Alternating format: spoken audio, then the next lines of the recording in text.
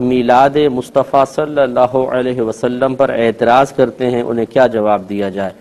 دیکھیں، اعتراض کرنے والے کبھی باز نہیں آتے، اور جتنے بھی مدلل جواب دے دیے جائیں، بہترین قسم کے جواب دے دیے جائیں، جب سامنے والے نے یہ تہیہ کر رکھا ہو کہ میں نہ مانوں، تو پھر کس طریقے سے ہم منوا سکتے ہیں؟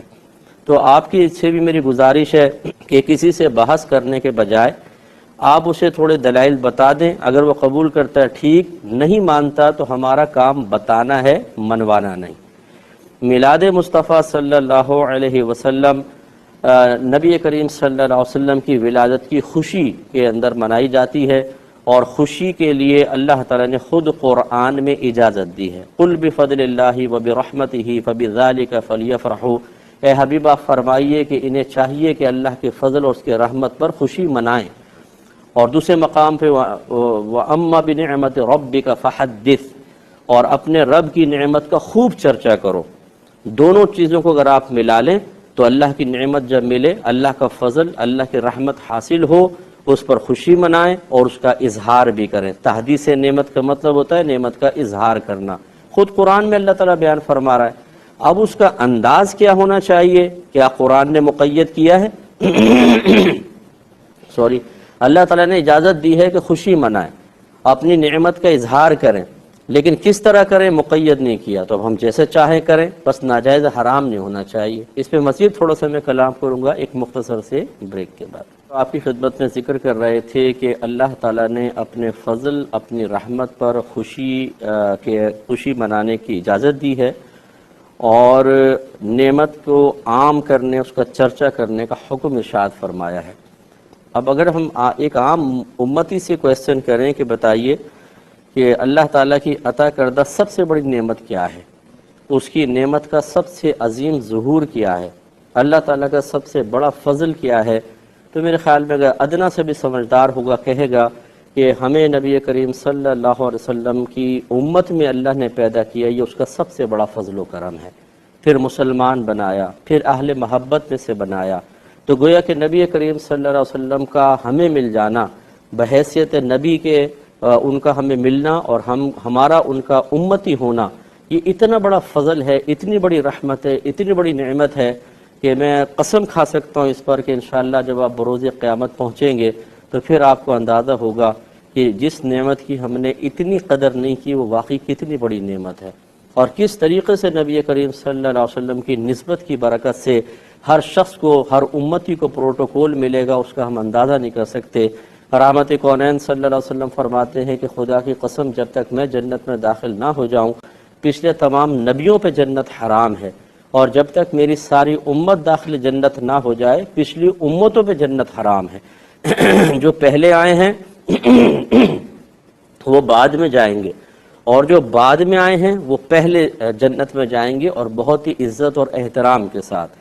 تو جب ایک گھر میں بچہ پیدا ہوتا ہے، ہمارا ملک آزاد ہوا، کسی بڑی شخصیت کا یوم پیدائش ہوتا ہے، تو ہم خوشی کا اظہار کرتے ہیں، کیونکہ ایک فطری تقاضا ہے۔ تو پھر نبی کریم صلی اللہ علیہ وسلم جو اتنی عظیم نعمت ہمیں ملی ہے، اس پر خوشی کا اظہار کرنا کیسے منع ہو سکتا ہے؟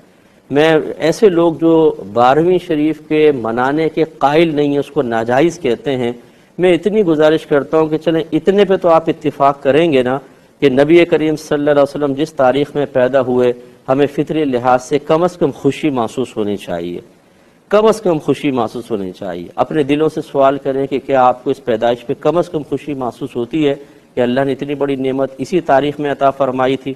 شب قدر کی قدر ہم کیوں کرتے ہیں؟ اللہ تعالیٰ نے خود قرآن میں پاک میں فرمایا کہ بے شک ہم نے اس قرآن کو شب قدر میں نازل کیا، یہ لوح محفوظ سے آسمان دنیا پر نازل ہوا تھا، تو قیامت تک کے لیے وہ رات مقدس ہو گئی۔ جس رات میں صاحب قرآن تشریف لائے اس رات کا عالم کیا ہوگا؟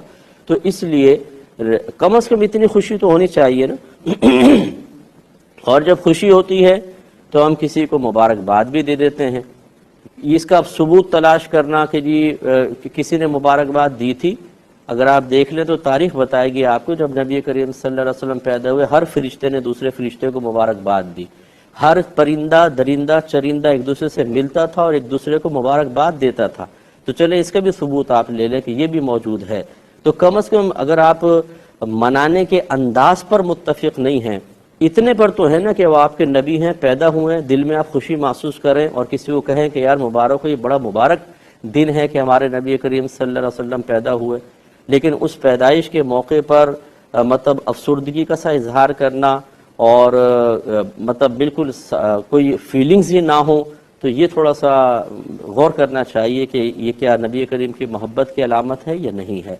دوسرا یہ کہ یاد رکھیں جب کسی چیز کا ثبوت ہو جاتا ہے، انداز اس کے تبدیل ہو جائیں تو اس میں کوئی فرق نہیں پڑتا، بس وہ تبدیلی انداز خلاف شرع نہیں ہونی چاہیے۔ نبی کریم صلی اللہ علیہ وسلم کے دور میں جس انداز سے شادی ہوتی تھی کیا اب ہو رہی ہے ویسی؟ جس انداز سے اس زمانے میں تعلیم حاصل کی جاتی تھی اب اس انداز سے تعلیم حاصل کی جا رہی ہے؟ جس انداز سے اس زمانے میں مسجدیں بنی ہیں کیا اسی انداز سے اب مسجدیں تعمیر ہو رہی ہیں؟ بالکل بدل گیا ہے نا۔ لیکن اب ہم اس میں اصول کیا بنائیں گے کہ بس خلاف شرع نہ ہو، تھوڑی بہت تبدیلی تو سب چلتی ہے۔ تو پھر اسی طریقے سے اگر نبی کریم صلی اللہ علیہ وسلم کی خوشی منانا جو قرآن میں مطلقاً اجازت دی گئی ہے، کچھ مسلمان اس کے طریقے اختیار کرتے ہیں، جو ان میں غلط طریقہ ہے اسے ہم خود غلط کہیں گے، اور جو جائز طریقے ہیں اسے غلط کہنے والا خود غلط ہوگا۔ کہ امت اگر نبی کریم صلی اللہ علیہ وسلم کی ولادت کی خوشی منا رہی ہے اور اللہ کے حکم پر آیت قرآنی پر عمل پیرا ہو رہی ہے تو پھر اس میں ناجائز کا کون سا پہلو نکل آیا؟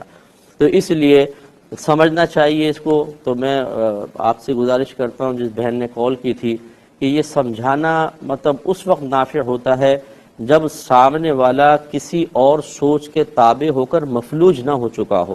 جس کی سوچ مفلوج ہو جائے وہ کبھی قبول نہیں کرتا۔ جو مطلب کسی کے تابع ہونے سے ذہن کو ہٹاتا ہے اور پھر حق کو تلاش کرنے کی کوشش کرتا ہے، ہدایت اسی کو حاصل ہوتی ہے۔ ہم اصل میں پہلے ہی کسی کے تابع ہوتے ہیں۔ جتنے لوگ ناجائز کہہ رہے ہیں ان کو سامنے بٹھا کے کویسچن کر لیں تو گڑبڑا جائیں گے، جواب نہیں دے پائیں گے، لیکن آخر میں نتیجے یہ نکلے گا نہیں ناجائز ہے، کیوں؟ ہمارے بڑوں نے کہا ہے۔ تو بس جس سے بھی سنا اس چیز کو اپنے ذہن میں بٹھا لیا، اس کے بعد کوئی حق کو قبول کرنے کے لیے تیار نہیں۔ اور یہ میرا ہر جانب میری یہ قول ہے، اگر کوئی شخص ایسا ہے جو میلاد مناتا ہے اور اس نے کوئی بات سن کر غلط چیز کو اپنے ذہن میں بٹھا لیا، اسے بھی چاہیے کہ حق کو قبول کرے۔ کتنی خرافاتیں آج میلاد کے نام پر رائج کر دی گئی ہیں، ان چیزوں کو ختم ہونا چاہیے۔ تو خلاصہ کلام یہ ہے کہ میرے خیال میں اگر کوئی دیانتدارانہ انداز سے میلاد مصطفیٰ صلی اللہ علیہ وسلم کے معاملے پر غور و تفکر کرے تو اس پہ ناجائز کا پہلو اس کو نظر نہیں آئے گا۔